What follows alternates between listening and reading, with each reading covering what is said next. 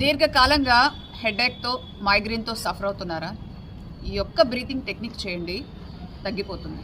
అసలు first headache migraine ఎందుకు వస్తుంది? Over thinking, stress, uncontrolled emotions, blood circulation సరిగ్గా జరగకపోవడం వల్ల, బ్రెయిన్కి ఆక్సిజన్ సరిగ్గా అందకపోవడం వల్ల వస్తుంది. సో ఈ యొక్క ప్రాణాయామంలో ఫుల్గా బ్రీతింగ్, బ్లడ్ సర్క్యులేషన్ బాగా జరుగుతుంది. అది ఎలాగో ఇప్పుడు చూపిస్తాను. Deep inhalation and deep exhalation.